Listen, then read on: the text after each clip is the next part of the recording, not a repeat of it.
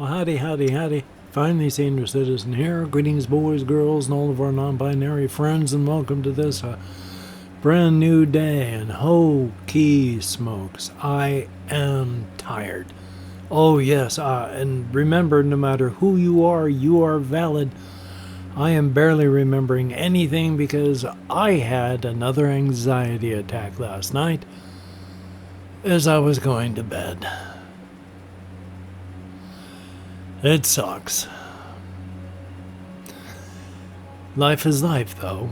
I mean, I lay down and I would instantly feel too hot, which is weird because even though my bed's tucked kind of over there in the corner, I have the air conditioner on, a fan at the foot of the bed blowing air in this direction, a fan over here blowing the cold air over at me. And yet, laying down and I instantly feel too warm. I'd get up out of bed. These past couple times I've had anxiety, usually I go to bed and I get up in the morning. If my bladder gets full, I get up and go back to bed. Might be once. Sometimes if I drank too much fluids before, a certain time of night, I'll be up twice. But each of these last two times I've had anxiety, I've had to get up and out of bed 5 and 6 times. It was after 4 o'clock in the morning last night before I finally fell asleep. As stated, for whatever reason, I was feeling too hot. But I think that has to do with the fact that our nerves run in circuits of sorts, and that the more used a nerve pathway is, the bigger and bulkier the nerves and such are, because they're well used. Because I have associated heat and shortness of breath, because when I've been too hot, I've often been short of breath. And when I've been short of breath, I've often been too hot. So now, if I feel too hot, even though I've got my sleep apnea mask blowing air into my face, and I am breathing easily and comfortably and feeling absolutely zero discomfort, I'm also feeling short of breath. So I gotta get up until all these feelings go away. So of course, second or third time going back to bed, that's when that muscle in my left leg cramped. So now it's cramped when I have been standing up out of the danger zone time, and my leg was already extended and straight, no bending, shouldn't have been in any danger, and it cramped. So I don't know what's going on with that leg, since I still have all the dangers that I have to take care of with my right leg. I have to keep it straight, no bending, or it'll cramp from my hip joint to my big toe. But anyway, so finally around 4 o'clock, I was thinking, am I going to have to get up? Am I going to have to get up again? And I felt something break inside. This feeling of, I'm really tired. First time I'd felt that all night, and I went, oh my gosh, a glimmer of hope. Because that was the break. And from that point onward, I could feel the anxiety collapsing, and then I fell asleep after 4 o'clock. Of course, having insomnia, I woke up at 6 o'clock from pain. But I refused to get out of bed until 9 o'clock. I've been up and moving since 9 o'clock. It is 1 o'clock, 12 after, in the afternoon. And I am barely getting moving. I am exhausted, physically and mentally. I mean, exhausted. Being anxious, having anxiety is exhausting on its own. It's adrenaline and more, draining your resources when they don't need to be drained. And then add that on top of no sleep, I am tired.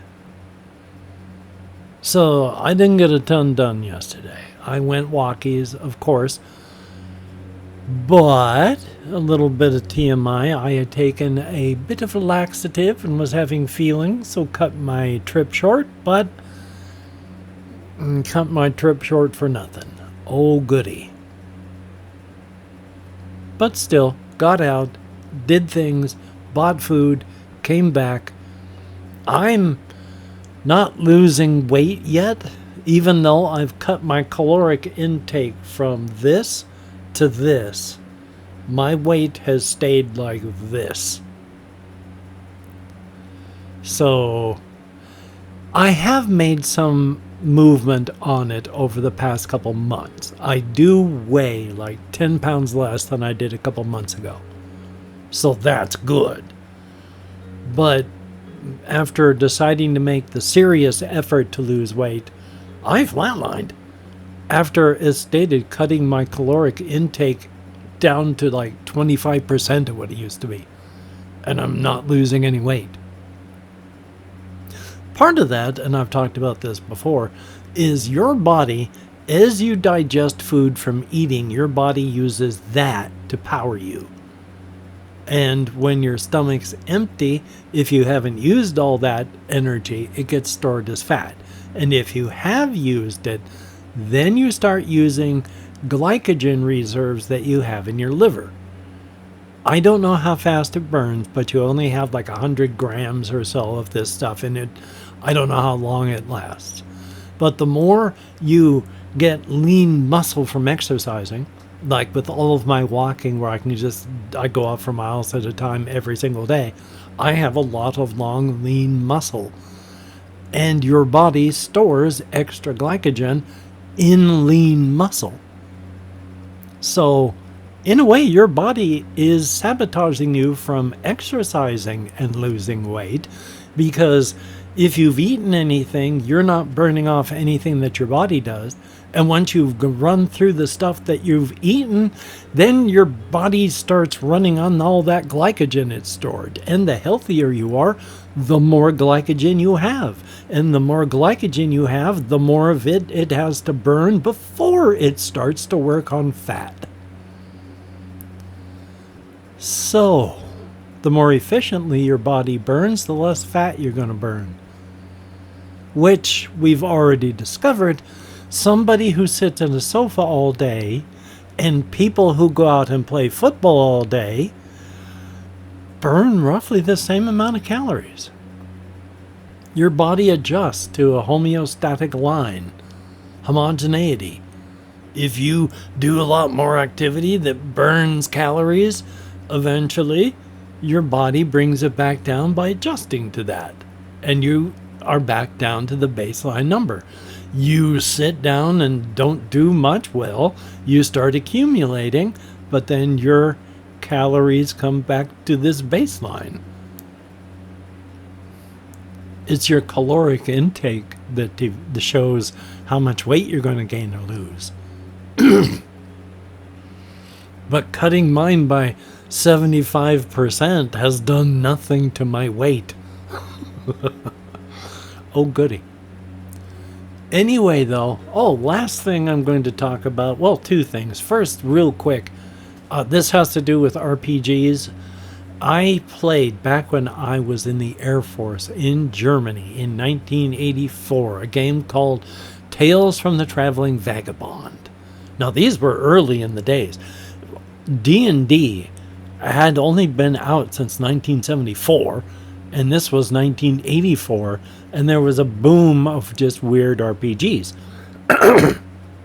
The idea behind this one is that there's a bar called the Traveling Vagabond, and it's in a universe that's sort of the back alley that the gods and all that use to create the universe, where there's just everything that's left over, so the universe itself doesn't make sense, and the players are to increase the number of people who pay money at the bar, the person had a dimensional flipper installed in the door where randomly people just get snatched from other worlds, and the next thing they know, they're in the bar. And that's your new life. So you go out adventuring in this crazed universe using bar talents and bar tricks like spontaneous vomiting and stuff like that. Out of curiosity, a bit ago, I checked to see if it was still around. Yeah, they're still publishing it. Just like the game Paranoia that came out same time. So many different versions, many different publishers. The original people haven't been involved for ages, but it's still out there, being published, being played. Trust the computer. But the other thing I just wanted to talk about really, really quick was, I cannot remember how I got this, ADHD brain.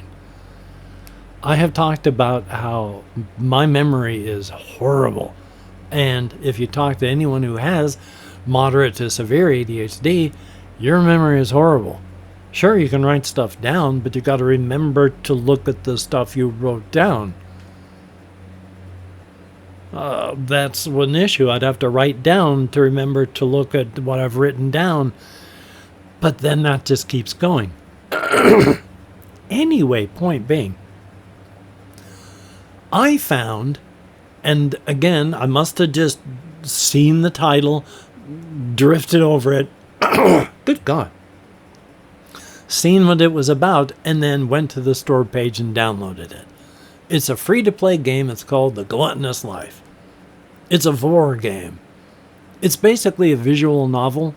You do a bunch of reading. You're going to make decisions in the middle of the page, and then it'll go to different scenes. And if there's different characters, they show up there. But the basic idea is you wake up from a coma in the hospital.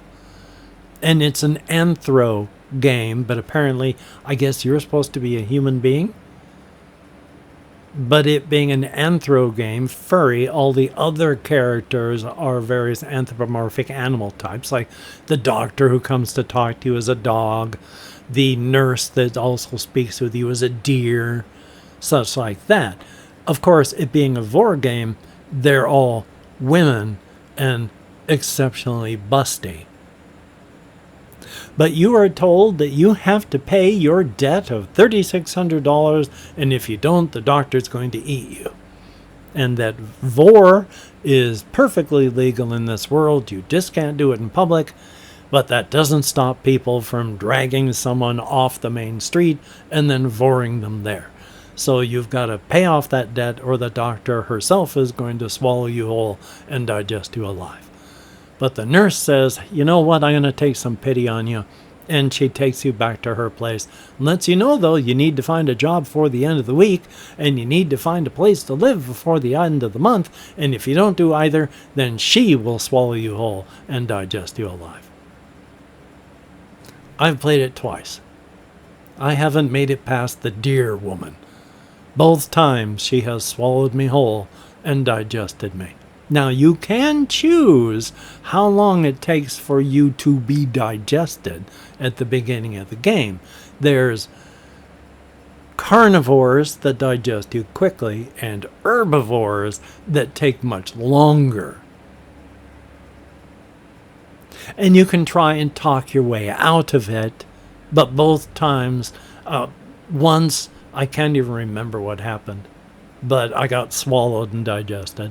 And then the other time, I was just having a nice drink of wine with my roommate. And when I blacked out, and when I woke up, I was already inside of her stomach. And there's two views you can have on that. An inside the stomach shot, where there's just what looks like stomach walls and rising and flowing stomach acid levels. Or the outside shot, which looks kind of ridiculous because same size vor, there is a deer woman with a ridiculously huge belly because you're tucked inside of it in a fetal position. Now, it does take you a couple days to be digested, during which you can try and talk her into letting you out, or you can just say resign to your fate, during which all you can do is click to advance time until you're fully digested.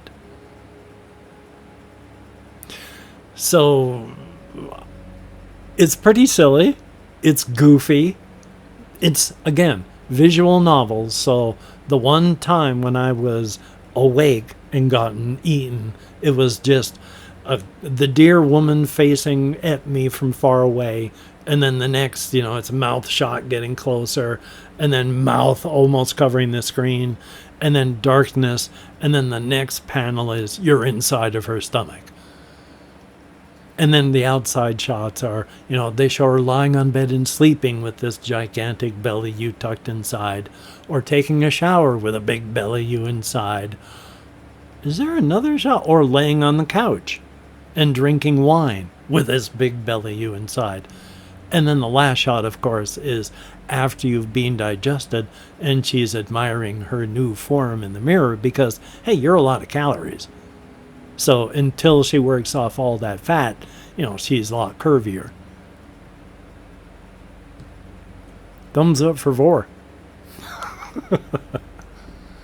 Past that, I have nothing. As stated, I am exhausted. I'm amazed I've been able to talk for 17 minutes. Yay on that. Luckily, the program I have to record the audio and visual also has a timer at the bottom where I can look at it and see how long I've been talking. So, real quick, if you could like, comment, share, subscribe, that would be very, very cool. Definitely a thumbs up. If you're a patron, you're a beautiful and awesome person. Thank you so very much. It is appreciated. I got to eat until the end of the month. Thumbs up and thank you. Greatly, greatly appreciated. For everybody that leaves me a comment, you two are beautiful and awesome people in your own way. I read every comment that YouTube shows me. I thumbs up every one that YouTube lets me, and if it won't, I try to leave a heart. And I answer as many comments as my nerve compression will let me, which now that it's better. It's not perfect. I got to be careful. It's better. I'm trying to answer more. So thumbs up on that. And I play an internet game of calling out a secret word and listening to see literally if it's called back by asking it to be typed into the comments for two reasons: blatant engagement farming to show the YouTube algorithm my channel isn't completely dead, and two, it is nice to be heard, which is why I try to answer as many comments as I can, because that shows you that you are heard, and that is good too.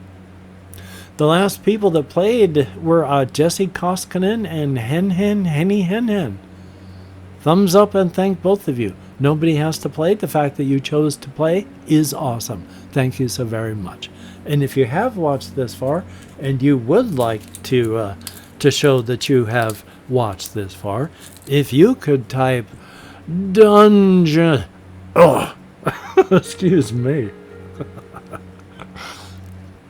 If you could type dungeon into the comment section for those two reasons, blatant engagement farming, and I'm listening, that would be very, very cool. Greatly, greatly appreciated. If you choose not to play, of course, you don't have to. I wouldn't force you even if I could. And if you do choose to play, thumbs up. I'll just cover up the word with my finger. Thumbs up. Thank you. It is appreciated. Greatly, greatly, greatly.